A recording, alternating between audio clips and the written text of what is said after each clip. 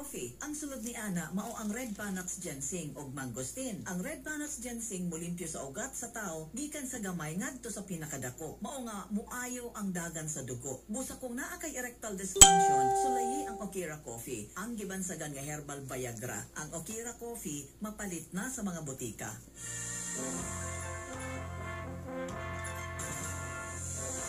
Kung nakasulay ka na sa Okira 5-in-1 Coffee, unsay mo ikasulti. Ipadala ka na sa itong text line 0977-182-5833. Kung doon na kay pangutana, ipadala usap sa itong text line 0977-182-5833. Buhay naman namilit na ako, wanang kita igong oras mga higala ng atong programa, kahimsog sa panglawas atong antingan kun KPA, natod sa Kanami Marketing. Ako si Kuya Loy. Daghang salamat.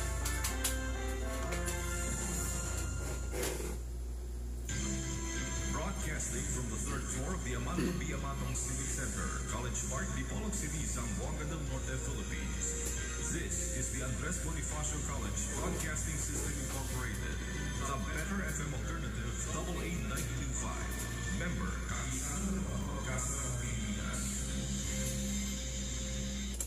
ang atong takna untop alasay sa kabuntagon. Kining musunod nga programa usa ka binayran. Ang tanang pulong iya lamang sa magsisibya ug walay labot ang mga kawani ug tigdumala ning istasyon.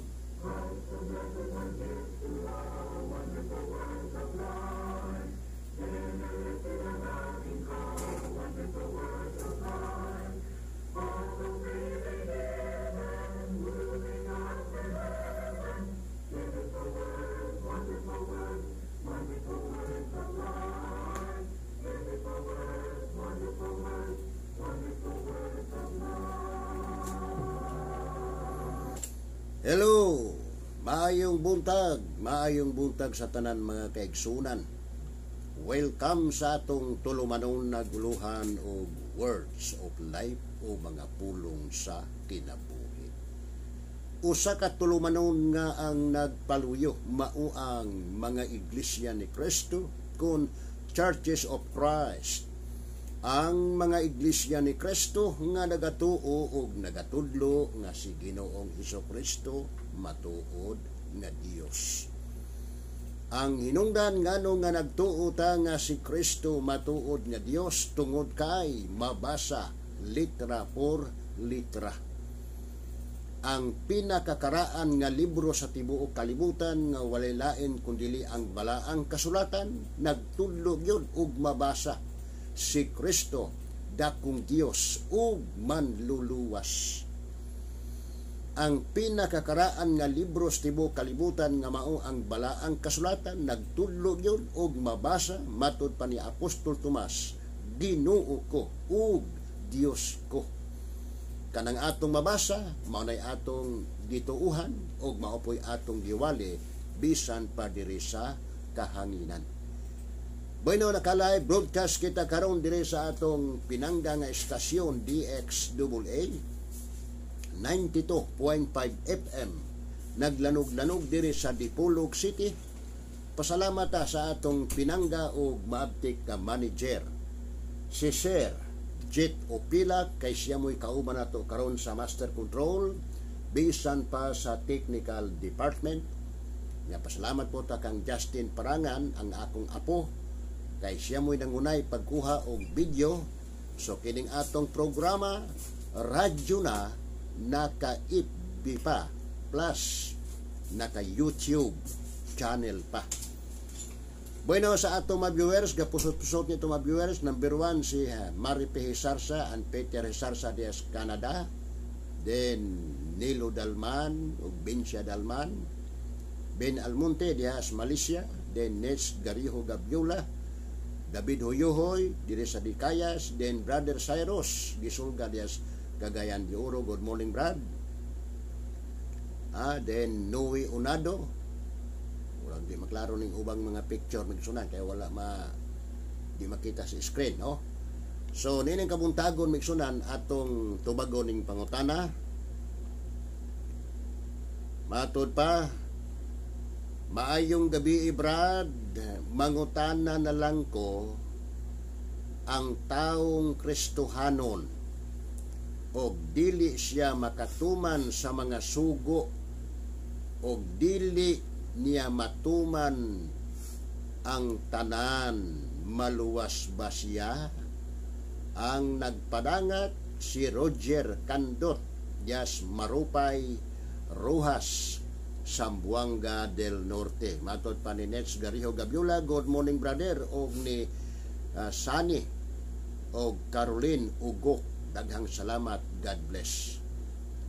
So atong pagtagad ni misunan kining pangutanan ni brother Roger Candot. Kung naay mga Kristohanon og dili siya makatuman sa mga sugo sa Dios, tanang sugo sa Dios di niya matuman, ang pangutanag, maluwas ba siya? So igsoon, Roger, dili man ta mo'y maghuhukom, dili po ta manluluwas.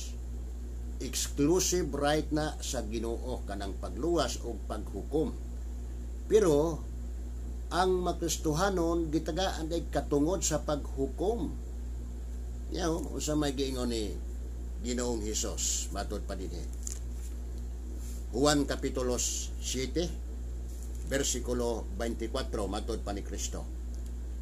Ayaw na kamo pagpanghukom pinasikad sa panagway, hinunua pagpanghukom kamo sa matarong nga paghukom. So gitagaan di ay ang makristohanon og katungod sa paghukom, pero matarong na nga paghukom. Sa unsa mang paagi nga mahimo nato ng paghukom nga matarong? Well, ato kunong ipatubag pinagis Biblia. Zacarias kapitulo 8 versikulo 16. Mao ni ang atong mabasa ug matod pa dire sa maong basahon. Kining mga butanga mao ang inyong pagabuhaton. Sumulti ang tagsa-tagsa kaninyo sa matuod sa iyang isig katao og magpakanaog sa paghukom sa kamatuoran og pakigdait sulod sa inyong mga ganghaan. Unsang klasihan ng matarong nga paghukom? Paghukom pinasikad sa kamatuoran. Unsa man ang kamatuoran diha, retirado sa mga pulong sa Dios. So sa imong pangutana ron, Roger, maluwas ba ng tao og dili mutuman sa tanang sugo sa Ginoo? Murag apiki gyud.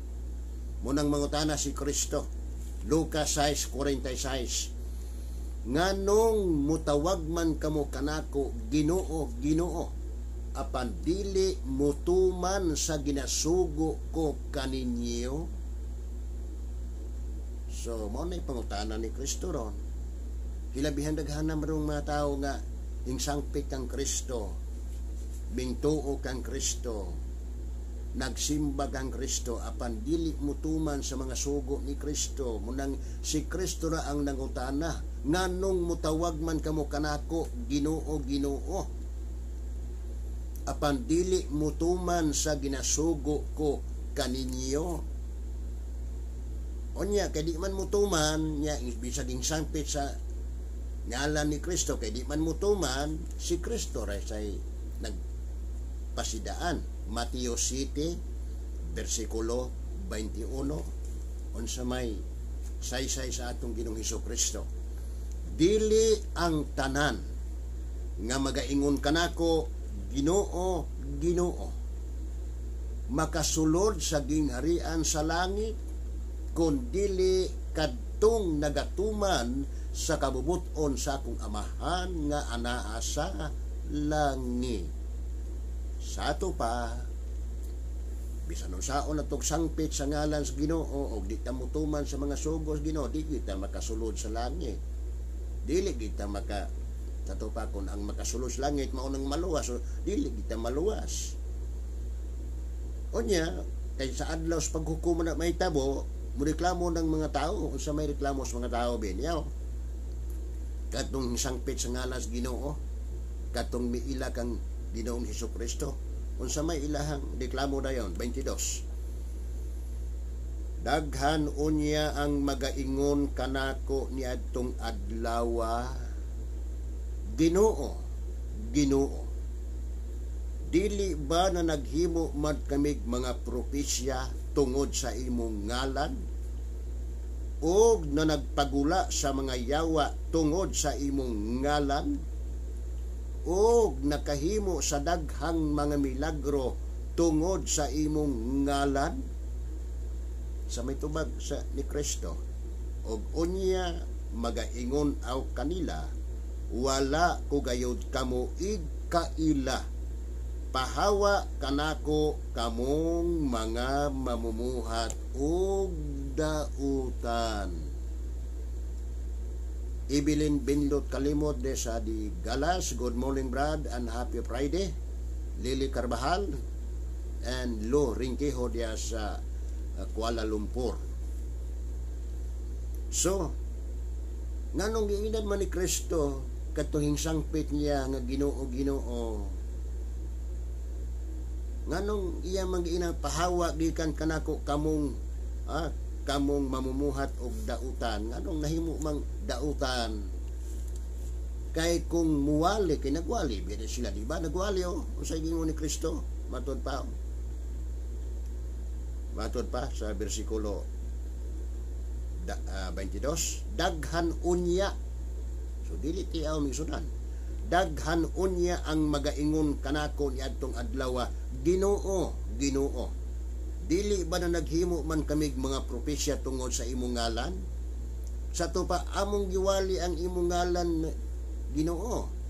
Nagwali mi sa imong pinaagi sa imong ngalan. Among giwali ang imong pagtulunan. Apan bisan kung saan to gwali sa pagtulunan, kung wa ta magtuman sa kabubuton sa Ginoo, ma-useless man gid gihapon ang atong pagwali.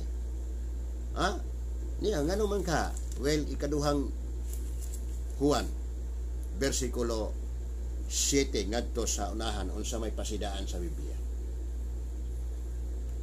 Kay daghang mga malimbungo nanungha karon sa kalibutan, mga tao nga wala magaila nga si Hesus Kristo nagpakatawo.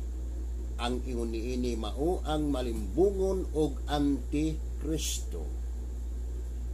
Bantay ninyo ang inyong kaugalingon nga dili unta kamo kapildihan sa mga butang nga inyong gihaguan, kun dili nga makadaog unta hinuon kamog hingpit nga ganti.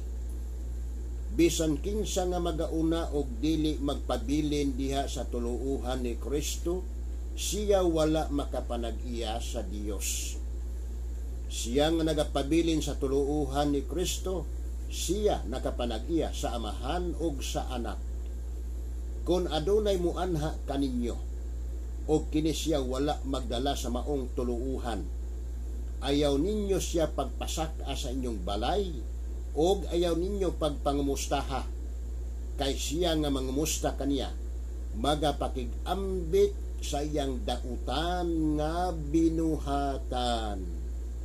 Stricto kayo ang Ginoo, Brother Roger, sa mga pulong sa Dios. Stricto kayo ang Ginoo sa mga pagtulunan ni Kristo. Dili ta pwedeng maguna, dili pud ta pwedeng maulahi, nga dili pud pwede nga atong pilion ang mga sugo ni Kristo nga kanirang sugo amoy akong tumanon Ginoo kana, dili mao man nahitabo ron.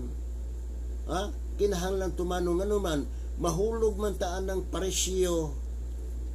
Di ba gisaway ni Kristo ang mga paresyo? Yung sa matong pagkasayod nga gisaway ni Kristo ang mga paresyo. Niya kay bisan tibok kapulo naghatag ang mga paresyo o mga eskriba o sige ko ni Kristo. Mateo 23 bersikulo 23 matod pa ni Kristo, alaot kamo mga eskriba o mga paresyo, mga maot, kay nagahatag kamog ikapulo sa hirbabuena og sa anis og sa kumino, apan wala ninyo buhata ang labi pang hinungdanong mga butang sa kasuguan, nga mao ang hustisya og kaluoy og pagtuo kining mga butanga kinahanglan gayud unta nga inyong pagabuhaton sa walay pagbiya sa uban. Diya. Mga parisyo kaniadto, istrikto kaayo nagpatuman sa tibuok ikapulo, bisan pa sa ikapulo sa hirbabuyna, sa anis o sa kumino, bisan pa sa ikapulo sa mga lamas, ikapulo sa mga kaningag. Istrikto silang nagpatuman apan dunay importanteng butang nga ilang gibiyaan. Kasuguan sa Ginoo, unsa maning klasiyas kasuguan sa Ginoo nga gibiyaan be sa mga parisyo, kay sila ray nagpili og unsang klasiyas kasuguan ang ilang tumanon. Well, mutubag ang Biblia. Lucas 7 o 7:29 ngadto sa 30 mato pa. Mao ba ni gibuhat sa kadaghanang mga magwawaliron. Sila ray magpili ug mao na mo nang gitawag og kanang pagtuloan nga pagtuo lamang, faith alone niya. Mao gihimo pud sa mga parisyo kaniadtong mga eskriba, mga batid sa balaod. Unsay gingon? Sa pagkadungog nila niini ang tanang katawhan ug ang mga maniningil sa buhis miila sa pagkamatarong sa Dios. Sanglit na bautismuhan man sila sa bautismo ni Juan. Apan ang mga parisyo ug ang mga batid sa balaod misalikway sa katuyuan sa Dios alang kanila, sanglit wala man sila magpabautismo kang Juan. Ni ana igsunan nganong gisawa ni Kristo ang mga parisyo sa ilang pagka-istrikto nga muhatag bisan pas tibuok ikapulo apan dunay kasuguan nga ilang gibiyaan kanang bautismo. Mao ra man ang gibuhat sa kadaghanan.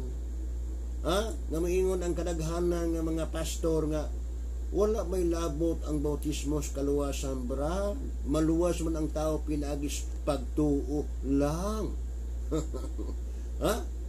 Now niya mahulog tag parisyo batid sa balaod ana. Nagpili ra tag usang sugo ang atong angeng tumanon nga matud pa ni Kristo, dili biyaan ang uban. Mao man nagihimo ron. Alitan kanang bautismo atong tagad-pagtagad na kay mao man ay usa sa pinakadako nga sugo ni Kristo human siya mabanhaw gikas mga patay. So wala pa mo kayap sa langit ang mando ni Kristo alang nas tibuok kalibutan iyang gimanduan ang iyahang mga tinun-an nga matod pa ni Kristo sa Mateo 28 gikan sa 18 paingon sa 20 matod pa ni Kristo, ang tibuok gahom di katugyan kanako sa langit ug sa yuta. Busa panlakaw kamo ug himuan ninyong mga tinun-an ang tanang kanasuran. Sa unsang paagi nga may himong tinun-an ang tanang kanasuran, well matod pa ni Kristo nga magabautismo kanila pinaagi sa ngalan sa Amahan ug sa Anak ug sa Espiritu Santo. Nga human sa bautismo matud pa ni Kristo nga magabautismo nga magatudlo kanila sa pagtuman sa tanan nga akong gisugo kaninyo. Sugo na ni Kristo nga ang tanang tao sa tibuok kalibutan, mahudiyo man, maarabo man, ma-insik man, maapon man, ma-Amerikano man o ma-Pilipino man, ang tanang tao sa tibuok kalibutan gisugo ni Kristo nga mahimong tinun-an. Sa unsang paagi nga mahimong tinun-an, pinaagi man di ay sa bautismo. Nagpasabot na ang tao nga walay bautismo dili gid siya mahimong tinun-an sa Ginoo. O kay wa man siya mahimong tinun-an sa Ginoo, siyempre dili gid siya suguon ni Kristo nga panlakaw kamo sa tibuok kalibutan, iwali ang maayong balita. Namatod pa ni Kristo sa Marcos 16, 15 ug 16, sugo gyapon na ni Kristo, that is universal commandment from the Lord.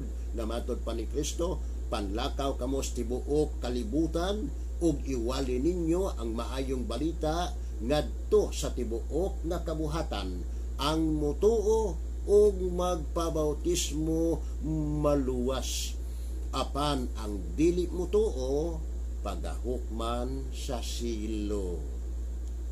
Apan kana misunan ng instruction ni Kristo gibalik-ad man sa uban kanang nagtudlo ba og faith alone. Mga pastor nga nagtudlo og faith alone, mas labaw pa mo kang Kristo. Nganong gibalik-ad ninyo ng sugo ni Kristo ang mutuo og magpabautismo maluwas, apan ang inyo ang mutuo bisag walay bautismo maluwas gibalik-ad. Ayog balitara ang pulong siyo. Kinsa man ka mo balitaan sa mga pulong sa Ginoo, labaw pa kang Kristo nga ang talang tao matubang man sa hukmanan ni Kristo. Inig-abota sa adlaw sa paghukom. Daniel Parangan diya sa Metro Manila, then Jurem Asilo Parangan diya sa Davao. Good morning rin. Ato na gubalik ang basa ng instruction ni Kristo. That is universal commandment from the Lord. Matod pa ni Kristo, panlakaw kamo sa tibuok kalibutan og iwali ninyo ang maayong balita ngadto sa tibuok nga kabuhatan, ang mutuo og magpabautismo maluwas, apan ang dili mutuo pagahukman sa silot. Unsay may tabo sa tao nga dili mutuo? Hukman sa silot. Pero kung ang tao gustong maluwas, duha ang iyang buhaton. Mutuo nga musangko sa pagpabautismo. Apan lagi gibalit-ad man sa uban ron. Matod pa nila, ang mutuo bisag walay bautismo maluwas. Yan na po laing nagbalit-ad. Ang magpabautismo bisag walay pagtuo maluwas. Kinsa man naron sila nagtudlo gibautismohan ng walay pagtuo bisan mga puya. Bueno, doon natin balita ni Sunan baniog sa tibuok kalibutan dito sa laing dapit Romania ba to? Dunay bata nga nag-edad og 2 ka semana kapin o 6 ka semana sa pa usa ka bulan kapin gibautismuhan gisunan nya lain man nagbautismo gilumsan patay. Nagbautismo og bata gisunan lain man bintahar ning buo o wisik kay murag okira pero kato murag lumsan sa kanang planggana patay gisunan balita na bari og Orthodox Church dito sa Partes Romania. Munang baniog na karon isukan. Binalitad binalitad ang tao nga bautismohan katong naay pagtuo. Unya ang tao nga bautismohan mukanaog dito sa tubig human sa bautismo mahawas pud siya dikan sa tubig. So kay gilumsan man sa maong kining nagbautismo gilumsan man ang bata patay wa siya magtuo nga malumos. Patay, pagkapatay, di usaman. Kalukoy po yung tao, no? Nag-perform og bautismo niya, gilumusan ng bata. Dito, hitabo na, baniog na, may sunan sa Facebook. So, mauna, nining atong panahon ron, daghang kaing mga tao nga nagsupak kayo sa sugo ni Kristo, ug unsay instruction ni Kristo, ilan nang gisupak. Ang instruction ni Kristo, panlakaw kamo sa tibuok kalibutan. Kinsay gisugo ang iyahang mga tinun-an. Unya kadtong mutuo sa giwali sa maayong balita kay specific man ang sugo ni Kristo. Ang iwali maayong balita. Unsa nang maayong balita? Mao man ang gahom sa Dios, mao nang giingon ni Pablo, kay wala ko iya kaulaw ang maayong balita kay maukini ang gahom sa Dios alang sa kaluwasan sa tanang nagatuo sa Hudiyo una sa tanan ug unya sa Gresyanhon usab. Mao na ang maayong balita. Mao na ipawali ni Kristo sa tibuok kalibutan sa wala pa siya mukaya paingos langit. Nganuman kay ang mutuo sa giwalis maayong balita nga musangko sa pagpabautismo maluwas. kana nga sugo ni Kristo gibali wala man as kadaghanan ron ganuman kay ang ila pagtuo ra bra, faith alone kay ang kaluwasan pinaagi lamang sa pagtuo wa nay labot ang bautismo. Well, kanang klase sa pagtulunan mo na pagtulunan ni Satanas. Kailang mong kalain, nga naman, si Satanas biya nagatuog Dios, nagapangurog pagani sa kalisang, pero asa man Satanas mapunta nga nagtuog Dios, linaw nga kalayo biya si Satanas maigsuunan, adto biya siya linaw kalayo, nagtuog Dios, pero supak o bautismo, na ba na mabasa nga nagpabautismo Satanas, wala. So kanang pagtulunan nga faith alone mo nay hingsunod sa pagtulunan ni Satanas. Ay lang mo kalain. Mo nang si Pedro nga usa sa alagad sa Ginoo, miingon si Pedro sa unang Pedro kapitulo 3 bersikulo 21 gikan sa 20 paingon sa 21 ato ra basahon ning gipahayag ni Pedro unsa may iyang gipahayag dai matud pa niya sa 20 tama sa 21 nga kaniadto wala man nagpanuo sa diha nga sa mga adlaw ni Noe ang pailop sa Dios nagapaabot samtang gibuhat pa ang arka nga niini pinalamang kabuok sa ato pa 8 ka tawo ang naluwas latas sa tubig agig hulad niini ang bautismo usab nagaluwas kaninyo karon. Panalang sa mga maguwali nga supak o bautismo, ingon sila nga ang bautismo walay kaluwasan, dili magaluwas kaninyo karon. Kinsa may atong tuuhan ang mga apostoles, si Kristo, ang mga pastor karon nga nangalagad kunuhay sa Ginoo. Kining mga pastor, nga nagpaimpusar og ikapulo, sila mo'y nagbahin-bahin sa pagtulunan ni Kristo. Ilang gibahin-bahin mismo ang iglesia nga gitukod ni Kristo. Bueno, kapatid, magandang umaga. Romeo Gapang Soyamin Jr. diya sa Bukidnon. Good morning, brother. Bueno, ato sa pabati kanyo kining usa ka awit naguluhan kini og my hope is built on nothing less.